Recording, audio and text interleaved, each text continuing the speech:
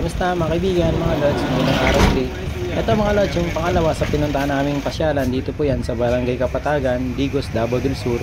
Ito mga lods, yung Jardin de Señorita, bali ang entrance po rito ay 100 sa mga adults, tapos sa mga kids po ay 50. At sa senior citizen naman po ay 80 pesos.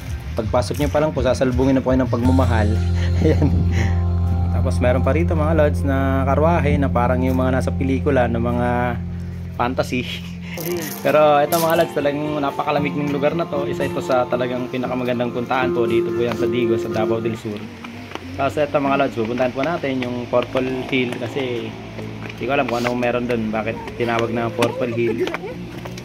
Itong Barangay Kapatagan po dito sa Digos, bali mga lads, para itong may kukumpara sa Baguio City. Pero talagang sa Baguio talagang marami ring puntahan, pero para sa akin napaka-crowded na ng lugar na yon, kaya talagang marami naman tayong pwedeng mapuntahan na ibang mga lugar na talagang malalamig, tapos maganda rin ang pasyalan.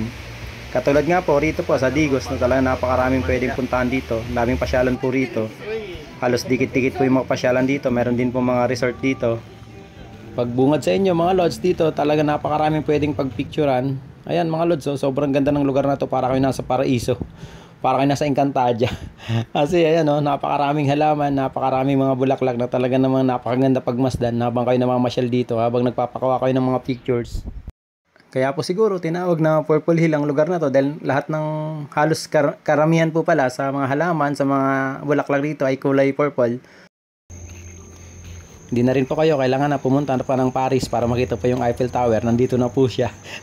Ayan mga lods, yung Eiffel Tower talaga namang kulay purple din. Kasi nga po nasa Purple Hill tayo. Meron po rito malaking violin, tapos piano na para bang inaawitan tayo ng magagandang mga bulaklak na to. Para bang tayo nasa Korean novela.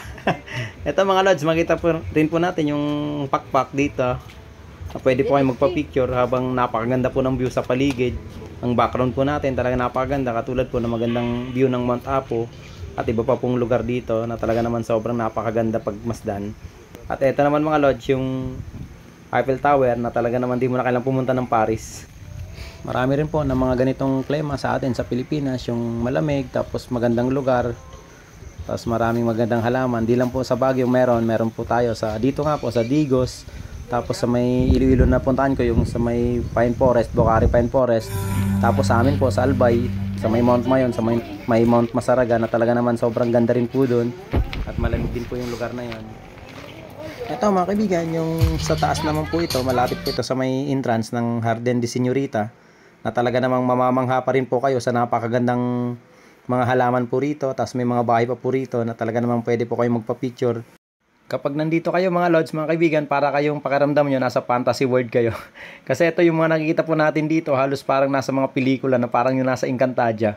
Na talaga naman mag-enjoy po kayo rito, na minsan makakalimutan nyo po yung sobrang stress nyo, yung pagod nyo pag nakita nyo ganito kagandang mga lugar na lalot napakaganda ng mga halaman, ng mga bulaklak. Sobra, mag-enjoy po kayo rito mga lods, mga kaibigan, sa halagang 100 pesos. Napakagandang lugar to mga lods, banding para sa pamilya, para sa mga magkakaibigan, at lalong-lalo na po sa mga magsing-irog. Talagang sobrang mag-enjoy kayo rito mga lods. Maraming salamat po sa panonood. Sobra-sobra po nagpapasalamat sa inyo sa panonood nyo po sa aking video. God bless po sa ating lahat. Ingat po kayo palagi. Salamat po.